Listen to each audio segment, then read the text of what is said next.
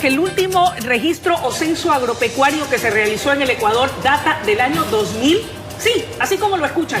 Para abordar este y otros temas, además de sus implicaciones, hemos invitado esta mañana al señor ministro de Agricultura, Javier Lazo. Qué gusto que nos acompañe, ministro. Buenos días y bienvenido. ¿Cuál es la importancia para el Ecuador y para el trabajo que usted ha venido realizando desde que fue nombrado ministro de esta cartera de Estado? La importancia de contar con un censo agropecuario que le permita acometer en acciones que tanto necesita el agroecuatoriano. Sí, bueno, muy buen día, Luisa. Muchas gracias por recibirnos nuevamente.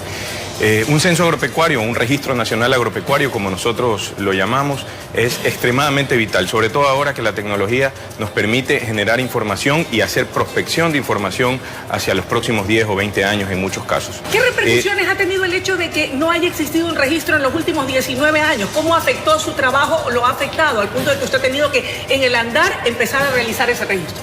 Bueno, la tarea obviamente se complica. Yo le cuento que desde el año 54 que se hizo el primer censo agropecuario, a la fecha ya debimos haber hecho alrededor de por lo menos unos 10 censos agropecuarios. ¿Y por qué se complica? El último que fue hecho efectivamente fue inició en el año 99, se concluyó en el año 2000, ya casi son 20 años, y se necesita como llamamos, la Big Data, toda esa información que en ese tiempo se pudo haber georreferenciado y poder ahora hacer que no solo un censo agropecuario sea más económico, sino que sea más actualizado en cuanto a generación de información. Hay muchas zonas que deben de ordenar su producción, que debe planificarse mejor.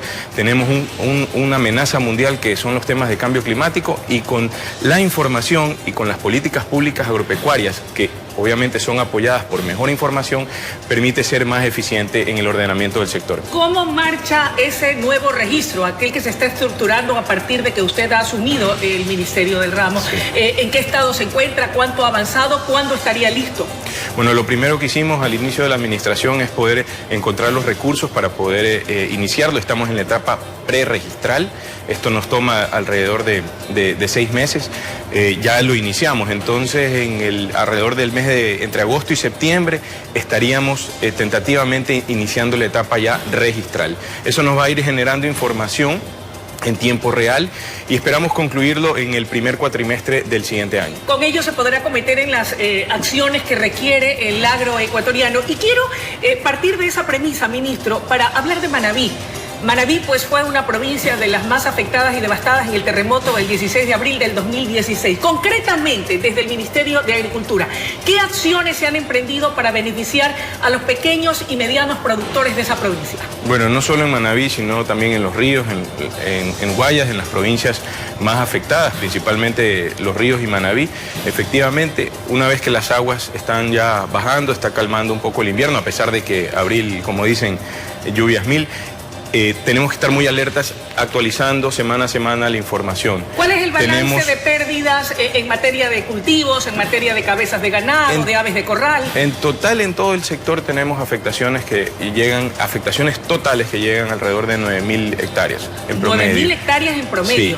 Afectaciones totales, afectaciones parciales que están dentro de ese número son alrededor de 65.000 hectáreas de afectaciones en toda la zona. En el caso de Manabí tenemos pólizas emitidas por alrededor de 24.000 pólizas, y eso nos permite mejorar la reactivación de los sectores. Hay unas cosas importantes que nos deja el invierno, bueno, no solo donde hace el golpe de agua el invierno, porque por ejemplo en la zona de Playas de Vinces, por ejemplo, el río no es que se desbordó, sino que el río rompió muros. Y eso quiere decir que la intensidad del invierno fue muy fuerte. La precipitación está siendo muy parecida a la del año 2012, pero las afectaciones son mayores. Eso quiere decir que los efectos del cambio climático, en términos de intensidad de lluvia, son mucho más acentuados. Porque el problema no termina aquí, el problema ahora viene en la época de verano, con una sequía mucho más prolongada. ¿Y qué hacer para que aquello pues no se vuelva en contra ya de la golpeada situación del agricultor? Bueno, primero, mucha asistencia técnica, mucho acercamiento con la banca pública para la reestructuración de deudas, el refinanciamiento también, en zonas, actualizando los mapas también de vulnerabilidades. Por ejemplo, la zona de Rocafuerte. En un periodo de 10 o 12 años tenemos 3 o 4 inundaciones permanentemente. Ahí el crédito no solo tiene que ser reactivador, sino que tiene que ser orientador. Ese es el compromiso. ¿Y qué eso es lo que estamos trabajando. Reunir como requisitos para poder acceder a esos créditos? Sí, déjeme para terminar esa pregunta. Ese crédito es tan necesario porque se orienta a que un productor, además del crédito de siembra y cosecha, necesita también crédito de activo fijo para riego, para ser menos vulnerable precisamente a esto. Nuestras políticas públicas para el sector agropecuario quieren aterrizar en acciones de corto, mediano y largo plazo, pero definitivamente tenemos que dar soluciones de una vez por todas en zonas de alta vulnerabilidad para no pasar las penurias que tenemos que pasar en cada invierno. Oiga, esto es lo que se llama el control de inundaciones y viene muy a colación a propósito de esta reunión que el Gobierno Nacional, a través del Presidente de la República, de sus ministros de Estado, entre ellos ustedes, han tenido con los prefectos electos. Mire usted que en campaña todos estuvieron por aquí y uno de los compromisos de cada uno de ellos era trabajar precisamente por el hombre del campo, por el agro. No hay una interferencia o irrupción de competencias. ¿Se puede trabajar con los prefectos electos en cada una de las zonas rurales de sus respectivas provincias?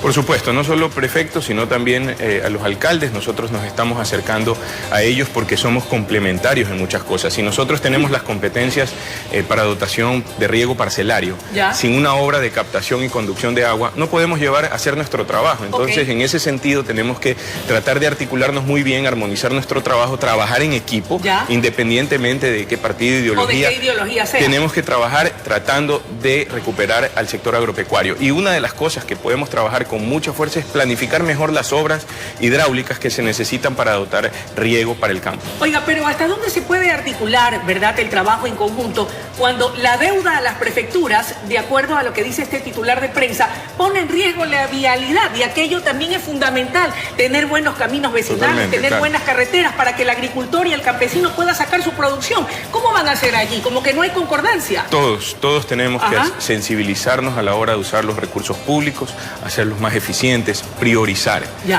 muchas cosas. Nosotros también en nuestra institución tenemos que optimizar todo. En kits agropecuarios, por ejemplo, 106 millones en todos los años anteriores, y eso, si bien es cierto, ayuda, pero hay cosas fundamentales que también se deben aterrizar a través de una política pública mucho más eficiente para reactivar a los sectores. El sector agropecuario es un dotador de empleo para la economía en un porcentaje muy importante, más del 27%. Solo el sector primario, el sector de agroindustria incorpora mucho más. Claro. Oiga, y hablando de sectores generadores de plazas de trabajo, directo e indirecto, yo quiero hablar del sector bananero.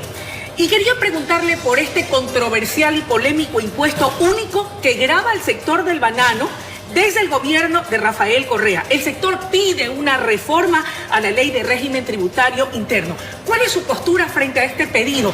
¿Es viable? ¿Se puede lograr? ¿Qué le responde usted a los bananeros en este sentido? Bueno, se puede lograr y muchos de los gremios saben que estamos trabajando también, así como en todas las cadenas, también por el sector bananero y platanero. Y en cuanto al banano, que grava al banano, efectivamente se está revisando, hay una solicitud, hay una propuesta de parte del sector privado. ¿Qué consiste en? Tratar de acortar, digamos, entre la diferencia entre el costo de producción, el costo de la fruta y el valor FOB de exportación. ¿Y cuál es su postura frente a esa petición? Mi postura es que sí debemos revisarla y que debemos trabajar junto con el Ministerio de Finanzas, con el SRI, para poder llegar a un buen acuerdo que nos permita tener mucho más competitiva. Pero quiero decirle... ¿Y cuál sería ese buen acuerdo, ministro? Perdóneme que sea incisiva en este tema. Revisando la parte del impuesto único a los productores y también a los exportadores, haciendo equitativa ese porcentaje de retención. ¿Cómo marchan esas negociaciones? ¿Cómo marchan esos diálogos? ¿Cuándo habría una resolución al respecto? Estamos muy sensibilizados, tenemos también otras cosas que son de una importancia, digamos, de carácter urgente, y lo estamos abordando. Créanos que vamos a tener noticias en los próximos semanas y meses. Dar una solución a aquello. Totalmente. Oiga, ministro, otro tema interesante, las clases han comenzado y hay que rescatar las cosas positivas, y algo que a mí me pone muy contenta, ¿verdad?, es ver cómo en el agro se han reaperturado las escuelitas rurales, y aquello ha tenido una acogida y una alegría bárbara en cada poblado.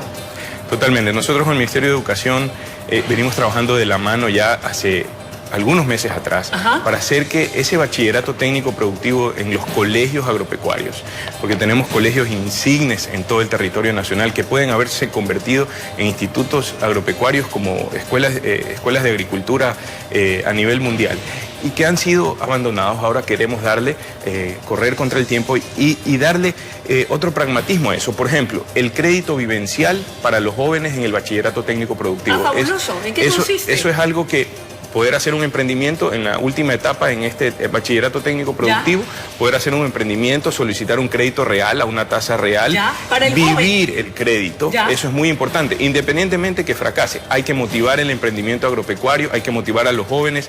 Nuestro relevo generacional se ve muy comprometido para los próximos 15 o 20 años y eso nos pone en riesgo en nuestra estructura productiva.